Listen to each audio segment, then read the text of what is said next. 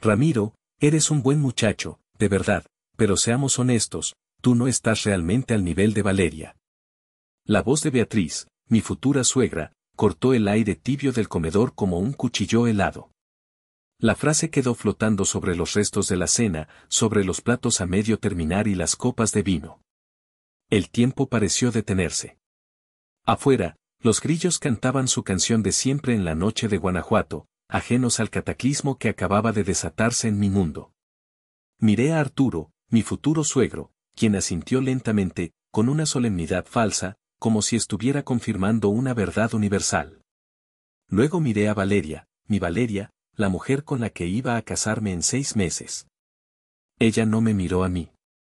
Tenía la vista clavada en su plato, estudiando el patrón de la porcelana como si contuviera los secretos del universo. ¿Cómo? ¿Cómo habíamos llegado a esto? Mi mente se rebeló, rechazando el presente, y se disparó hacia atrás, 4 años atrás, a un lugar más simple, más puro. No nos conocimos en un evento de caridad ostentoso ni en una cena de negocios.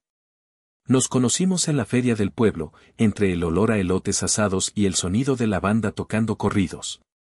Yo estaba ahí con mis amigos, escapando del estrés de la chamba. Ella estaba con sus primas. Nuestros ojos se cruzaron cerca del puesto de tiro al blanco. Le sonreí. Ella me devolvió la sonrisa, una sonrisa genuina que le arrugaba las esquinas de los ojos. Esa noche hablamos por horas, sentados en una banca de metal, compartiendo un algodón de azúcar. Me habló de sus sueños de ser diseñadora gráfica, de su amor por los perros callejeros.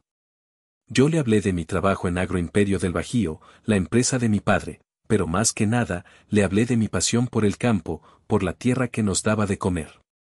Nunca pareció impresionada por la lana, por el apellido. Cuando supo que mi padre era don Eladio, el dueño de una de las agroindustriales más grandes de la región, solo asintió y preguntó, ¿pero a ti te gusta, te hace feliz? Esa pregunta me desarmó. Nadie me había preguntado eso antes. Recuerdo un fin de semana, al poco tiempo de empezar a salir. La llevé al pequeño rancho que mi abuelo nos había dejado. Una cerca vieja se había caído y yo tenía que repararla. Pensé que se aburriría, que esperaría en la camioneta. Pero no. Se arremangó los pantalones, se puso unos guantes viejos que encontré y me ayudó a clavar postes y a tensar el alambre de púas bajo el sol. Trabajamos juntos, sudando, riendo. Al final del día, nos sentamos en el porche, bebiendo una cerveza helada, viendo el atardecer pintar el cielo de naranja y morado. Esto es vida, Ramiro, me dijo, recargando su cabeza en mi hombro. Y yo le creí. Para mi cumpleaños, no me regaló un reloj caro ni una loción de diseñador. Me regaló una navaja suiza grabada con mis iniciales y un pequeño libro de poemas de un autor local que sabía que me gustaba. Para que siempre estés preparado y para que nunca te olvides de soñar, decía la nota. Detalles. Nuestra relación estaba construida sobre miles de esos pequeños detalles que me hicieron creer que había encontrado algo real, algo que el dinero no podía comprar. Me enamoré de la Valeria que prefería los tacos de la esquina a los restaurantes de lujo, la que se reía a carcajadas con mis chistes malos, la que me escuchaba durante horas cuando tenía un mal día en el trabajo. Me enamoré de la mujer que, creía yo, me amaba por ser Ramiro, no por ser el hijo de don Eladio. Y ahora, esa misma mujer estaba sentada frente a mí, en silencio, mientras sus padres me desmantelaban, me reducían a una cifra en una cuenta bancaria, a una etiqueta social. No estás a su nivel. La frase seguía rebotando en mi cabeza, chocando contra los recuerdos, profanándolos. ¿Cómo habíamos pasado de reparar cercas juntos bajo el sol a esto? ¿En qué momento el amor se había convertido en una transacción que yo no podía pagar? Miré de nuevo su rostro impasible y una pregunta helada comenzó a formarse en mi interior, ¿alguna vez la conocí de verdad? Ahora, en el silencio ensordecedor de esa cena, los recuerdos que antes me daban calor comenzaron a mostrar una cara diferente, más oscura. Las piezas del rompecabezas, que yo había ignorado por comodidad o por ceguera, empezaron a encajar con una claridad dolorosa. Las señales siempre estuvieron ahí. Yo simplemente no quise verlas. Recuerdo una comida, hace como un año, con mi mejor amigo, Isidro. Nos conocemos desde que éramos chamacos. Isidro es mecánico, un tipo directo, sin filtros, que puede oler la falsedad a 1 kilómetro de distancia. Estábamos en su taller, comiendo unas carnitas sobre un pedazo de cartón. No me late esa familia, güey, me dijo de la nada, mientras limpiaba la grasa de sus manos con un trapo. Hay algo en ellos, no sé. Se sienten demasiado ensayados, ¿sabes? Como si siempre estuvieran actuando. Yo me reí. Estás loco, Isidro. Son buenas personas. Solo son un poco formales. Él negó con la cabeza. No, no es formalidad. Es otra cosa. Especialmente tu suegra. La forma en que te mira, no te mira a ti, mira a través de ti, como si estuviera calculando algo.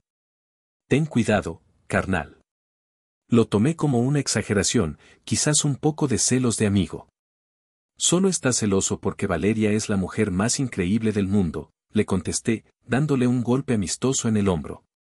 Hoy, sus palabras resonaban en mi cabeza como una profecía. Luego estaba don Silvestre, el director de finanzas de Agroimperio. Un hombre leal, que había trabajado con mi padre desde antes de que yo naciera. Era un hombre de pocas palabras pero de una agudeza increíble. Cuando empecé a hablar de la posibilidad de darle un contrato a la empresa de Arturo, Riegos Modernos, don Silvestre revisó sus finanzas como un favor personal. Un día, me llamó a su oficina. Tenía una carpeta abierta sobre su escritorio. Ramiro, dijo, ajustándose los lentes. La empresa de don Arturo tiene algunos movimientos extraños. Unas facturas infladas por aquí, unos pagos a proveedores que no cuadran por allá. Nada masivo, pero es un patrón. ¿Qué quieres decir, don Silvestre?, pregunté, un poco a la defensiva. Él suspiró, cerrando la carpeta. Solo digo que andes con cuidado. En los negocios, como en la vida, la gente que corta esquinas en lo pequeño, eventualmente lo hace en lo grande. Es solo un consejo. Yo, en mi estupidez, lo atribuí a la cautela natural de un hombre mayor, a su instinto sobreprotector hacia el hijo de su jefe. Le agradecí el consejo y no volví a pensar en ello. Y cómo olvidar las pequeñas pullas de Beatriz. Eran tan sutiles que casi podías convencerte de que las habías imaginado. Una vez, llegué a su casa en mi camioneta pick-up, la que usaba para ir al campo. Estaba un poco sucia de lodo. Beatriz la miró desde la puerta con una mueca casi imperceptible. Hola, Ramiro, querido, dijo con su voz melosa. Esa camioneta tuya es tan práctica. Pero un hombre en tu posición, un futuro director de Agroimperio, quizás debería pensar en algo que proyecte más éxito. Un alemán, tal vez. En otra ocasión, estábamos hablando de vacaciones. Valeria y yo planeábamos un viaje sencillo a las playas de Oaxaca, a una cabaña rústica.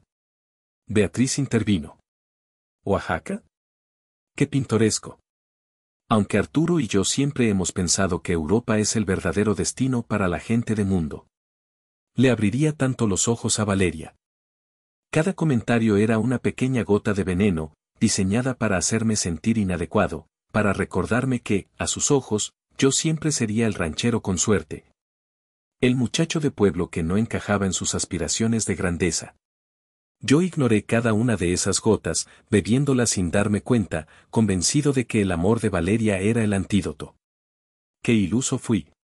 La crisis que lo cambió todo llegó de forma abrupta, como una de esas tormentas de verano que se forman en minutos y lo arrasan todo. La noticia me llegó a través de una Valeria desconsolada, una noche que apareció en mi departamento con los ojos hinchados de tanto llorar. Riegos Modernos estaba al borde del colapso. Según me contó entre sollozos, un proyecto enorme que tenían en Querétaro se había ido al diablo. Al parecer, un lote de bombas de agua que instalaron resultó defectuoso. El cliente, una constructora importante, les estaba exigiendo una indemnización millonaria por los daños y el retraso. La aseguradora se lavaba las manos, alegando negligencia por parte de Arturo. Los proveedores, al oler la sangre, empezaron a exigir pagos por adelantado. La empresa, que siempre había parecido estable desde fuera, de repente estaba ahogándose. Mi papá está destrozado, Ramiro, me dijo, aferrándose a mi brazo como si yo fuera su único salvavidas. Ha trabajado toda su vida para construir esto. 30 años de esfuerzo, y todo se puede ir a la basura por un mal proyecto. Podríamos perder la casa, todo. Verla así me partió el alma. Esta era la mujer que amaba, y su familia, la que pronto sería mi familia, estaba en crisis. El instinto de protegerla, de solucionar sus problemas, se apoderó de mí por completo. En ese momento, no pensé en las advertencias de Isidro ni en los números extraños de don Silvestre. Solo veía las lágrimas de Valeria. Tranquila, mi amor, tranquila, le dije, abrazándola. Vamos a encontrar una solución. Algo se nos ocurrirá. Ella levantó la vista, sus ojos llenos de una desesperación que me pareció completamente genuina. ¿Pero qué podemos hacer? Los bancos nos han cerrado las puertas. Nadie quiere trabajar con nosotros ahora. Fue entonces cuando la idea, la estúpida y fatídica idea, nació en mi mente. Era una solución tan obvia, tan directa. Quizás yo pueda hablar con mi padre, sugerí. En Agroimperio estamos por empezar el desarrollo del nuevo complejo agrotecnológico de Irapuato. Es un proyecto enorme. Va a necesitar un sistema de riego de última generación. Quizás podamos conseguir que Riegos Modernos entre en la licitación. La forma en que los ojos de Valeria se iluminaron debería haber sido mi primera gran bandera roja. No fue solo alivio lo que vi. Fue algo más, algo afilado, calculador. Pero en mi ceguera, lo confundí con esperanza. ¿Harías eso, de verdad, Ramiro? Su voz era un susurro cargado de emoción. Claro que sí, mi vida, le contesté, besando su frente. Pronto seremos familia, ¿no? Las familias se ayudan. Esa noche, mientras ella dormía, o fingía dormir, en mis brazos, yo me quedé despierto, planeando cómo presentaría la propuesta a mi padre. Me sentía como un héroe, el caballero andante que iba a rescatar a su princesa y a su reino en apuros. No tenía ni la más remota idea de que en realidad estaba afilando el hacha para mi propio verdugo. Al fin de semana siguiente, me senté con mi padre en el porche de su casa. Don Eladio es un hombre forjado por el sol y el trabajo duro. No heredó nada, construyó Agroimperio desde cero, con sudor, inteligencia y una reputación de hierro. Confía en su instinto más que en cualquier informe financiero. Le expuse la situación con todo el tacto que pude. Le hablé de la crisis de riegos modernos, omitiendo convenientemente las advertencias de don Silvestre. Enfaticé la calidad de su trabajo, o lo que yo creía que era su calidad, y lo mucho que un contrato con nosotros podría significar no solo para ellos, sino para Valeria y para mí. Mi padre me escuchó en silencio, con sus ojos penetrantes fijos en mí, sin interrumpir. Cuando terminé, se quedó callado por un largo rato, solo el sonido de sus dedos tamborileando sobre el brazo de su silla de mimbre rompía el silencio. He oído cosas de Arturo, dijo finalmente, su voz grave. He oído que es un hombre que promete la luna y entrega un charco.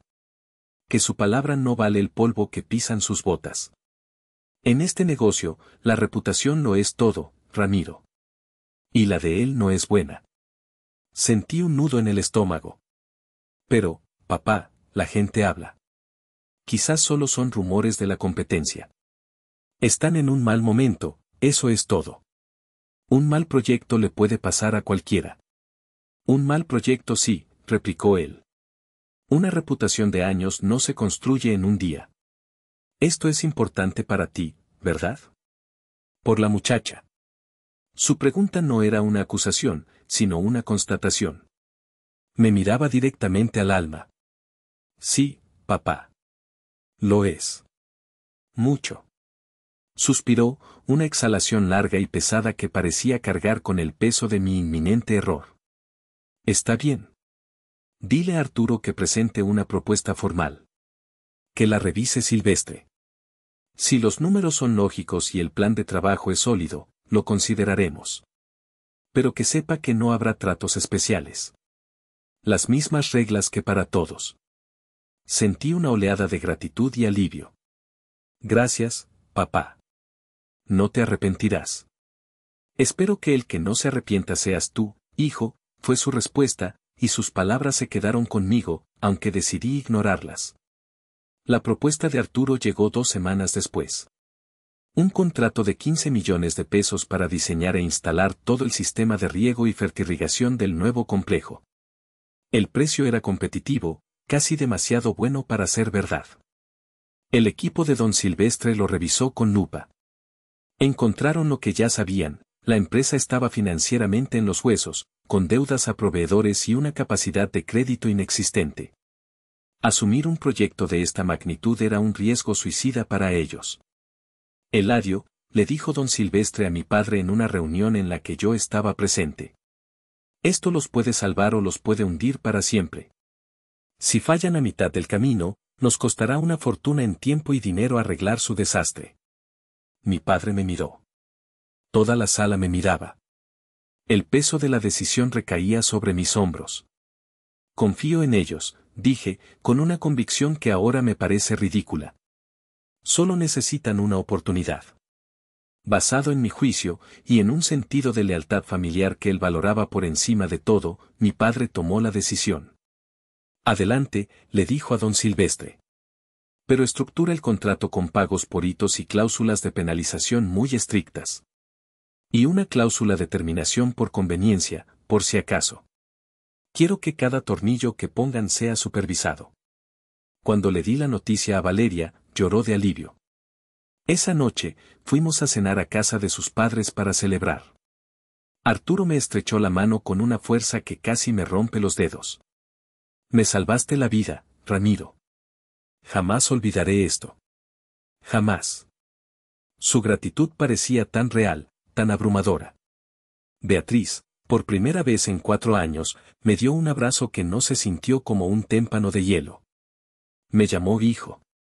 Durante los siguientes 6 meses, viví en una burbuja de felicidad.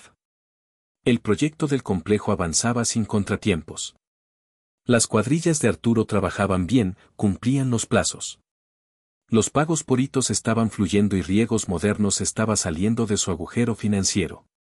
Valeria y yo estábamos inmersos en los planes de la boda. Sus padres me trataban como a un rey. Arturo me pedía consejos sobre negocios, Beatriz me preguntaba mi opinión sobre la decoración de su casa. Me habían aceptado. Finalmente, me había ganado mi lugar. Pensé que había demostrado mi valía. No tenía idea de que lo único que había hecho era engordar al cerdo antes de la matanza. Había pasado la audición y me habían dado el papel, el del tonto útil. Y ahora que el rescate estaba completado, mi papel en la obra estaba a punto de llegar a un abrupto final. La bomba explotó en una noche de jueves. Era su cena familiar semanal, una tradición que habían insistido en empezar justo después de que el negocio de Arturo comenzara a recuperarse gracias a nuestro contrato. El tema de conversación era la boda.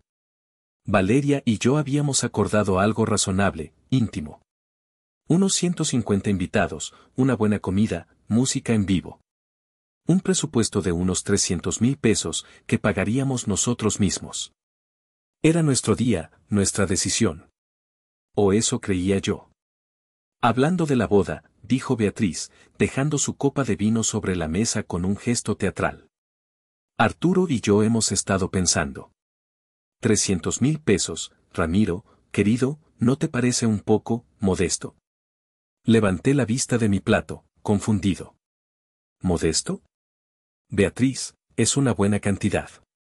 Es lo que podemos y queremos pagar. Ella soltó una risita, un sonido condescendiente que me erizó la piel. Oh, cariño, no seas tan, de mente pequeña. Eres un Nietzsche y, bueno, un día lo serás. Eres el futuro de Agro Imperio. La gente estará observando. La boda debe reflejar ese estatus. Arturo asintió, limpiándose la boca con una servilleta de tela. Lo que tu madre quiere decir, hijo, es que este es un evento social. Una oportunidad para hacer una declaración. Para mostrarle a la comunidad empresarial quiénes somos, la unión de 2 familias importantes. La familia Michei, repetí, empezando a sentir una punzada de irritación.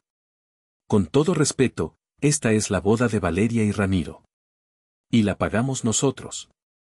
Fue entonces cuando la máscara de Beatriz comenzó a resquebrajarse. Por favor, Ramiro.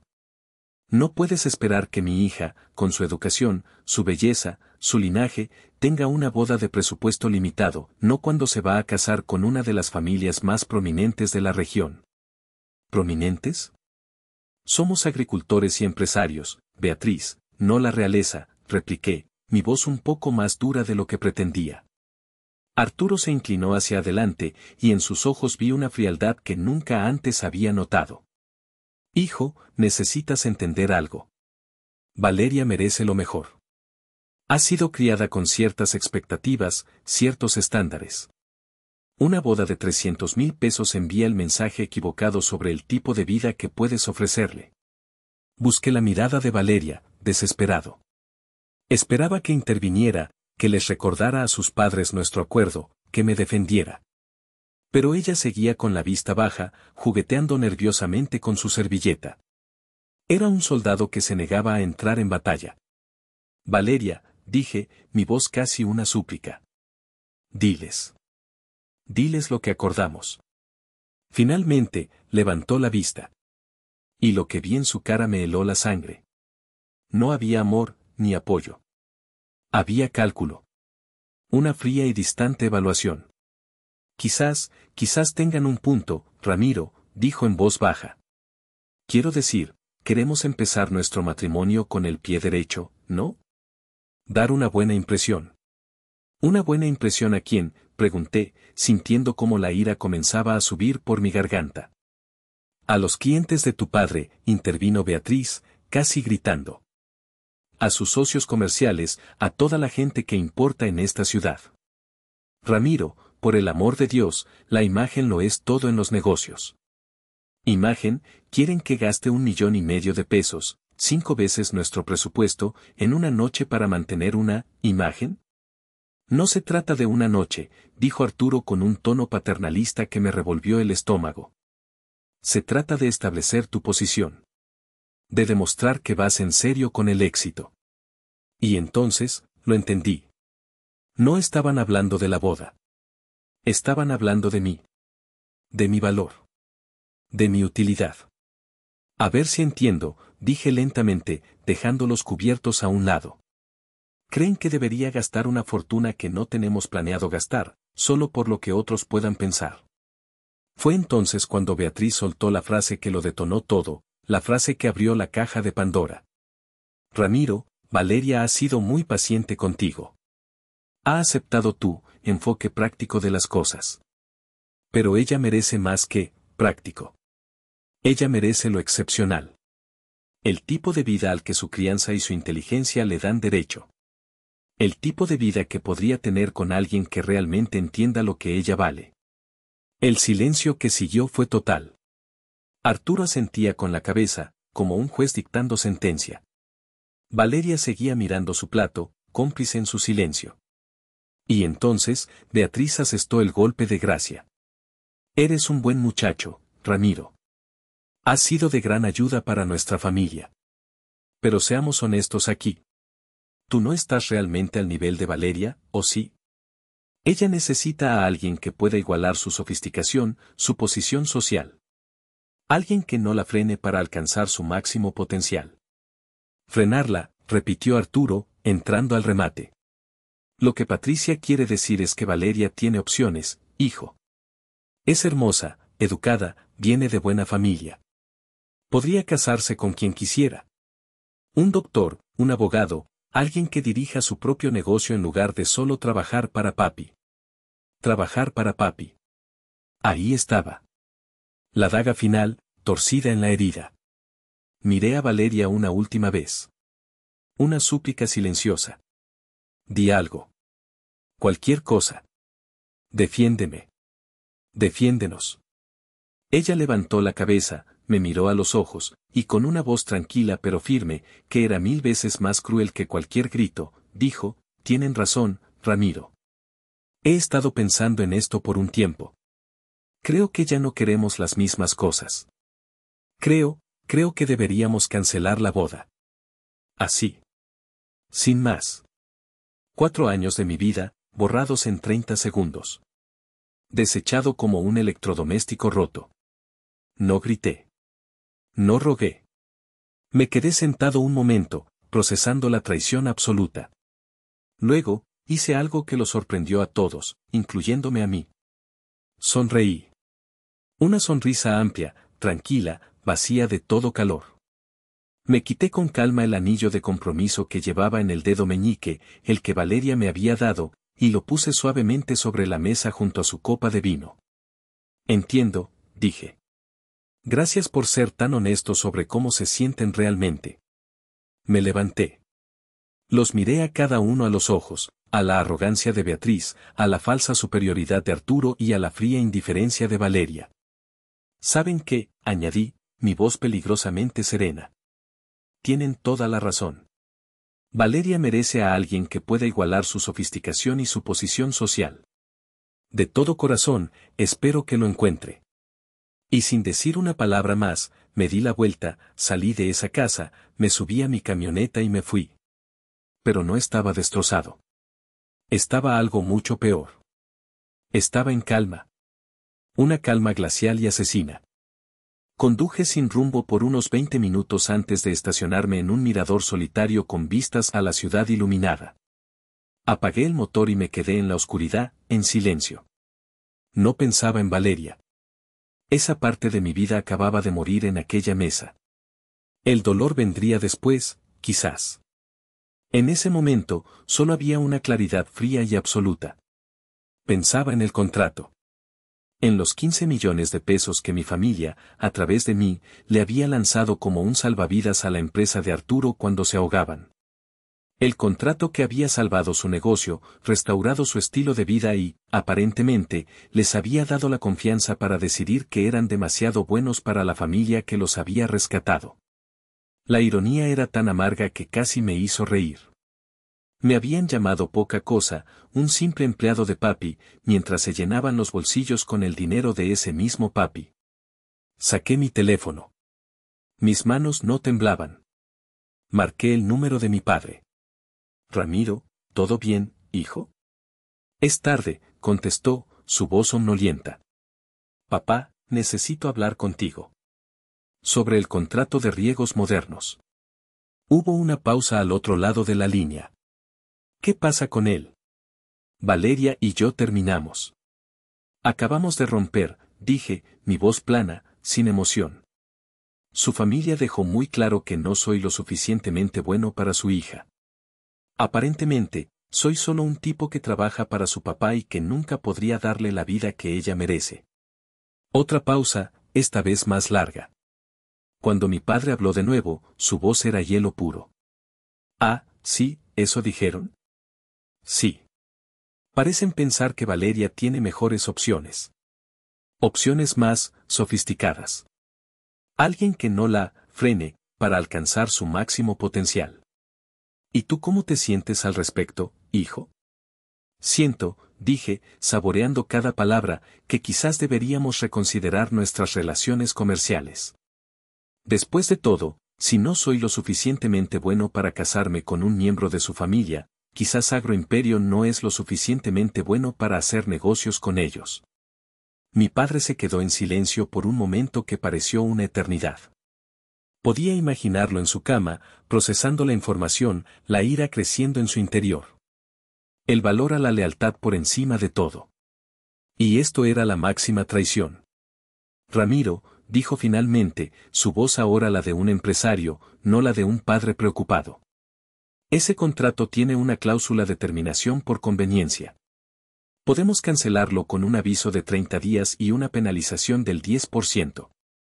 Hice el cálculo mentalmente. El 10% de 15 millones eran 1.5 millones de pesos. Ya se le ha pagado a Arturo por el trabajo completado, así que no lo estaríamos estafando, continuó mi padre. Pero cancelar ahora mismo pondría a su empresa en una posición muy difícil. ¿Qué tan difícil, papá? Bueno, han contratado personal adicional para este proyecto. Han arrendado equipo nuevo. Han sacado préstamos basados en el valor total del contrato. Si cancelamos, se quedarían sobreextendidos, con una enorme carga de gastos generales y sin ningún proyecto importante para cubrirlos. Pensé en la risa condescendiente de Beatriz. En el tono paternalista de Arturo. En la mirada vacía de Valeria mientras sus padres demolían 4 años de mi vida. Papá, ¿qué le pasaría a Riegos Modernos si cancelamos? Honestamente, dijo sin dudar. Probablemente quebrarían en menos de 6 meses. La cuota de penalización no sería ni de lejos suficiente para cubrir sus nuevos compromisos. ¿Y Agroimperio? Pregunté. Nosotros recibiríamos un golpe por la penalización y tendríamos que encontrar un nuevo contratista, lo que retrasaría un poco las cosas. Pero estaríamos bien. A largo plazo, hasta podríamos ahorrar dinero si encontramos a alguien más eficiente. Tomé mi decisión. No había duda. No había piedad. Papá. Quiero que canceles el contrato. ¿Estás seguro, hijo?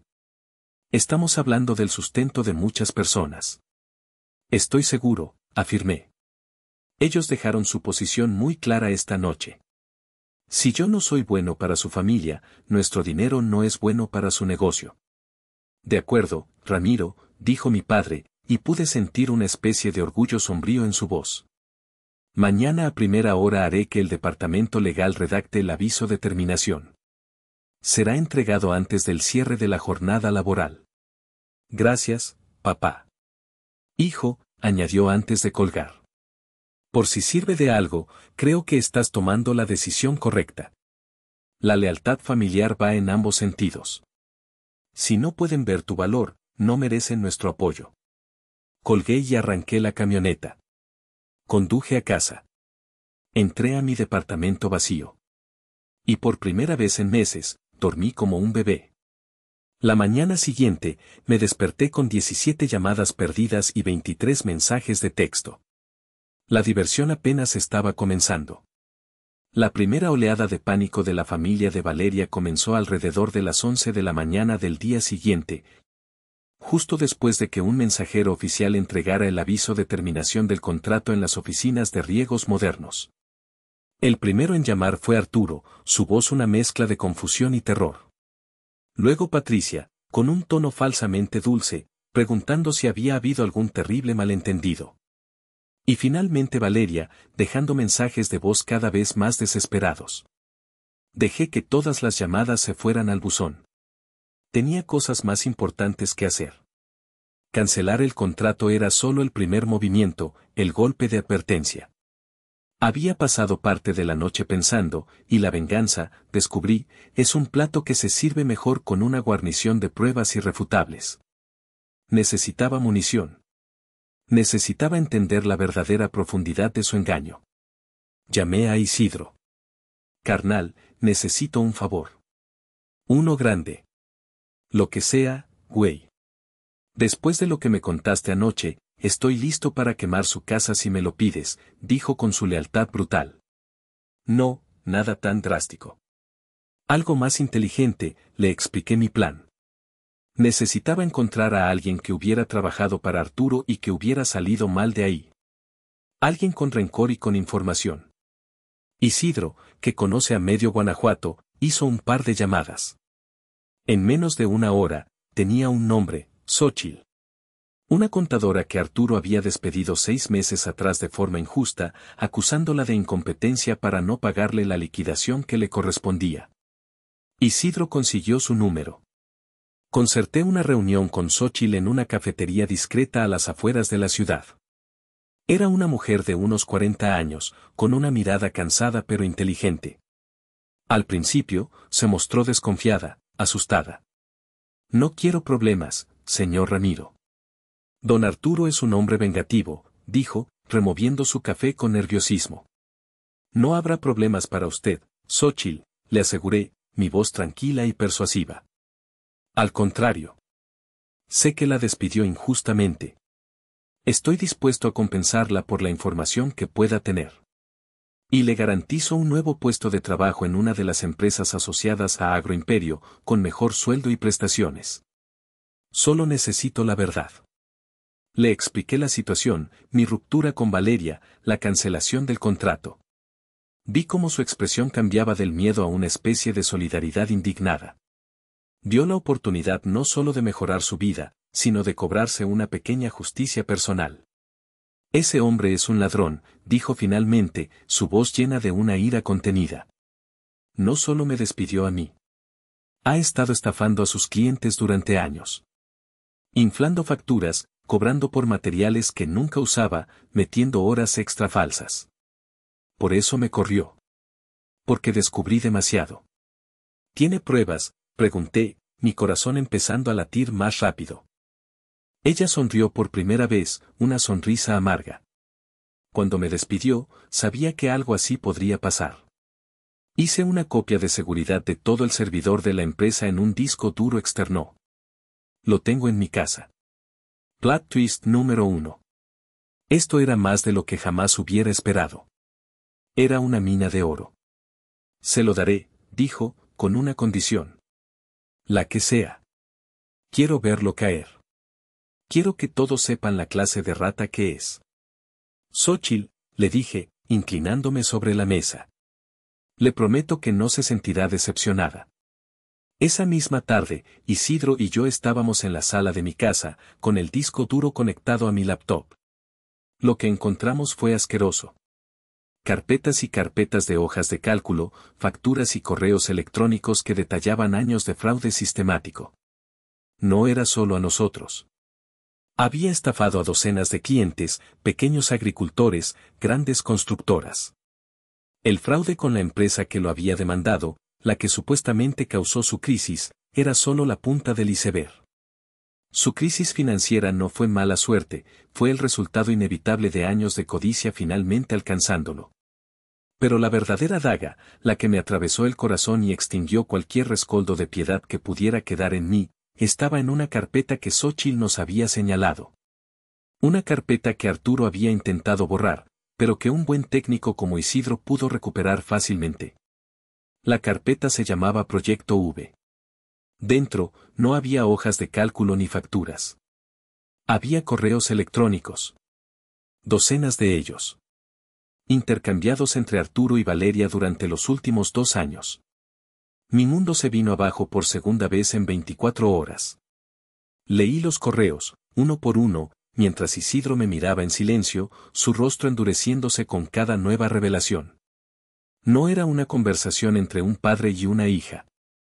Era una estrategia de negocios. Un plan de desarrollo a largo plazo donde el producto era yo. El primer correo, de hacía casi 2 años, era de Arturo para Valeria. Asunto, oportunidad. Hija, he estado pensando. El hijo de Eladio, Ramiro. Sé que no es tu tipo, un poco ranchero, pero Agroimperio está a punto de lanzar varios proyectos masivos. Si pudieras acercarte a él, cultivar una relación, podría ser la puerta de entrada que necesitamos. Piénsalo como una inversión a futuro. La respuesta de Valeria llegó al día siguiente. Oportunidad. Papá, lo sé. Lo he visto en algunos eventos. Es guapo, a su manera. No te preocupes. Sé lo que tengo que hacer. Plot twist número 2. La lanza de Longino directa al costado. Mi relación entera, desde casi el principio, había sido una farsa. Un montaje. Una inversión. Seguí leyendo, con náuseas. Había correos donde Arturo le daba instrucciones. Pregúntale sobre el proyecto de Irapuato, pero de forma casual. Averigua quién toma las decisiones en el departamento de compras. Hazte amiga de la secretaria de su padre, podría ser útil. Y Valeria le respondía con informes de progreso. Ramiro está completamente enamorado. Cree que soy el amor de su vida. Me llevó al rancho de su abuelo. Hablamos de valores y tradición. Está funcionando. Mencioné de pasada los problemas de la empresa. Se mostró muy comprensivo. Creo que está listo para morder el anzuelo. Cada palabra era una bofetada. Cada frase, una puñalada. Los recuerdos que yo atesoraba, las conversaciones íntimas, los momentos de aparente vulnerabilidad, todo había sido un guión. Ella no era una actriz, era una maestra del engaño. Pero el correo que me rompió por completo, el que me transformó de un hombre herido a un instrumento de pura retribución, fue uno que Valeria le envió a su padre apenas 2 semanas antes de la cena fatídica. Justo después de que el contrato millonario fuera firmado. Asunto, misión cumplida. Papá, lo logramos. El contrato está firmado. Ramiro está completamente envuelto alrededor de mi dedo. Tendré que aguantar sus cursilerías y su estilo de vida de pueblo un poco más, hasta después de la boda. Una vez que sea oficialmente parte de la familia Michei, podremos posicionar a Riegos Modernos como su contratista mecánico exclusivo. Contratos multianuales, tarifas premium, todo el paquete. Esta inversión en la relación nos pagará dividendos durante décadas. Solo tenemos que deshacernos de él en el momento adecuado. Inversión en la relación. Deshacernos de él. Cerré la laptop con un golpe seco. El silencio en la habitación era pesado, denso. Empezó Isidro, su voz ronca de ira, buscando la palabra adecuada. Esa es una hija de la chingada. Yo no dije nada. Me levanté y fui a la cocina. Me serví un vaso de agua, pero mis manos temblaban tanto que la mitad se derramó. No era tristeza lo que sentía. Era una rabia tan pura, tan intensa, que era casi tranquilizadora. Ya no había dudas, ni conflictos, ni piedad. Sabía exactamente lo que tenía que hacer. Ellos no solo habían jugado con mi corazón. Habían intentado estafar a mi familia, usar nuestro buen nombre, nuestra confianza, como un trampolín para su codicia. Habían subestimado a quien se enfrentaban. Pensaron que yo era un ranchero ingenuo. Estaban a punto de descubrir que hasta el ranchero más tranquilo puede convertirse en un lobo cuando le tocan a su manada. La venganza ya no era un acto emocional. Se convirtió en una operación quirúrgica, fría y precisa. Al día siguiente, me reuní con mi padre y don Silvestre en la sala de juntas principal de Agro Imperio. Les presenté todo. El disco duro. Los correos entre Valeria y Arturo. Las pruebas del fraude sistemático. Mi padre leyó los correos en silencio. Su rostro, normalmente curtido y sereno, se convirtió en una máscara de furia gélida. Don Silvestre, por su parte, revisaba las pruebas financieras con la eficiencia de un forense, asintiendo lentamente, su peor sospecha confirmada. Cuando terminé de hablar, mi padre me miró. ¿Qué quieres hacer, Ramiro? Quiero justicia, papá. No solo por mí. Por cada pequeño agricultor al que este hombre estafó. Por la reputación de nuestra familia que intentaron manchar. Bien dicho, dijo, poniéndose de pie. Silvestre, llama a los abogados. A los mejores. Durante las siguientes 48 horas, ejecutamos un ataque en 3 frentes, perfectamente legal y absolutamente devastador. Primero, el frente fiscal. Don Silvestre preparó un dossier impecable que detallaba años de evasión de impuestos y facturación fraudulenta por parte de Riegos Modernos. Se envió una copia anónima, junto con las pruebas del disco duro, directamente a la Oficina de Auditoría de Alto Nivel del SAT. Sabíamos que una investigación de ese calibre no solo resultaría en multas masivas, sino que probablemente abriría la puerta a cargos penales. Segundo, el frente comercial. Redactamos un paquete de información que demostraba cómo Arturo había defraudado a la constructora que originalmente lo demandó. Se lo enviamos directamente al CEO de esa empresa, no a través de abogados, sino como una cortesía profesional. La reacción fue inmediata. Con nuestras pruebas en mano, ellos reabrieron su caso, pero esta vez no solo por daños civiles, sino por fraude criminal. Tercero, y el golpe más directo, el frente legal nuestro. Agro Imperio demandó a Riegos Modernos y a Arturo personalmente por fraude, incumplimiento de contrato y daños y perjuicios.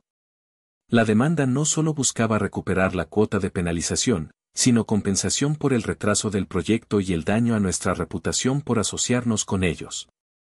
Habíamos cruzado el Rubicón. Esto ya no era una disputa familiar. Era una guerra total.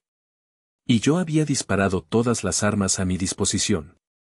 Ahora solo quedaba sentarse y ver cómo el imperio de mentiras que habían construido se derrumbaba, ladrillo por ladrillo.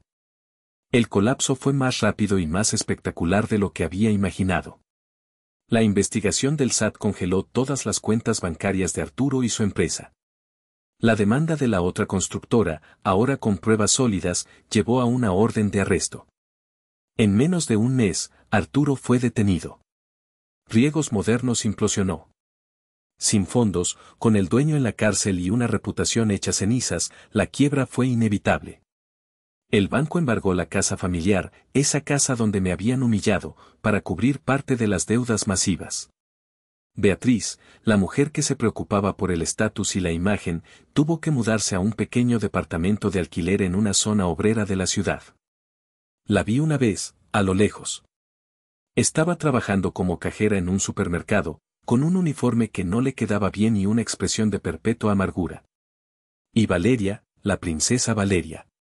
Su caída fue quizás la más dura. Con la noticia del fraude de su padre en todos los periódicos locales, su nombre se volvió tóxico. La despidieron de su trabajo de marketing. Nadie quería contratar a la hija de un conocido estafador. Un par de meses después de la debacle, accedí a reunirme con ella por última vez. Me lo pidió a través de un amigo en común. Nos vimos en una cafetería barata, de esas con sillas de plástico y mesas pegajosas. La mujer que se sentó frente a mí no era la misma. Estaba demacrada, con ojeras profundas y ropa barata. Ramiro, lo siento, susurró, su voz rota. Lo siento tanto. Nunca quise que las cosas llegaran tan lejos. ¿Qué cosas, Valeria?, pregunté fríamente. ¿El plan de 4 años o el hecho de que te atraparan? Comenzó a llorar. Mi familia está destruida. Mi papá está en la cárcel. Mi mamá, no es la misma. Perdimos todo. Qué desafortunado, dije, sin una pizca de emoción. ¿Cómo puede ser tan frío? Es mi familia. Hace 3 meses, Valeria, tu familia me dijo que no era lo suficientemente bueno para ser parte de ella. Y tú estuviste de acuerdo. Así que, ¿por qué debería importarme ahora lo que les pase? Porque en el fondo, sigues siendo el hombre bueno del que me enamoré. Casi me río. ¿El hombre bueno al que planeabas usar como tu cajero automático personal durante los próximos 30 años? No, gracias. He visto los correos, Valeria. Sé todo. Su rostro se descompuso al darse cuenta de que no quedaba ninguna carta por jugar. ¿Qué quieres, Ramiro? ¿Qué se necesita para que esto se detenga? Nada, respondí. No puedes darme nada de lo que quiero. Porque lo que quiero son los últimos 4 años de mi vida de vuelta. Y eso es imposible. Me levanté para irme. Me dijiste que no estaba a tu nivel. Y tenías razón. No estoy al nivel de ser el idiota que rescata a una familia de criminales. Espero que encuentres a alguien que sí lo esté. Han pasado 6 meses desde esa última conversación. 6 meses de paz. Arturo fue sentenciado a 3 años de prisión por fraude. La vida siguió su curso. Y mi vida es buena. Mi padre, impresionado por cómo manejé la situación, me ascendió a director de operaciones. Dijo que demostré tener instinto para los negocios y, lo más importante, lealtad familiar. Hace un par de meses, conocí a alguien. Se llama Leonor. Es veterinaria en una clínica local. Es inteligente, divertida, ferozmente independiente y le importa un bledo el dinero que tengo o dejo de tener. Cuando le conté toda la historia de Valeria, simplemente negó con la cabeza y dijo, neta, te salvaste de una buena, güey. La verdadera justicia, el verdadero cierre, llegó la semana pasada. Llevé a Leonor a cenar al mejor restaurante de la ciudad para celebrar su cumpleaños. Mientras hablábamos de sus pacientes y de mis proyectos, vi una figura familiar a través de la ventana. Era Valeria. Llevaba el uniforme de una empresa de limpieza y estaba limpiando los cristales de un edificio de oficinas al otro lado de la calle. Se veía cansada, derrotada. Nuestros ojos se encontraron por un instante a través del cristal. Por una fracción de segundo, sentí algo que podría haber sido lástima. Pero entonces recordé la risa condescendiente de Beatriz, el tono paternalista de Arturo y la fría mirada calculadora de Valeria mientras tiraba a la basura 4 años de mi vida por una mejor oportunidad de negocio. Y la lástima se desvaneció. Leonor notó mi mirada. ¿Alguien que conoces? Tomé su mano sobre la mesa. Alguien que solía conocer, respondí. Nadie importante. Y esa es la verdad. Ellos querían a alguien que estuviera a su nivel. Espero que lo encuentren. Buena suerte pagándole con un sueldo de limpiadora de cristales. Mi educación sobre la naturaleza humana me costó 4 años de mi vida, pero la lección que aprendí, sobre mi propio valor y la verdadera lealtad, no tiene precio.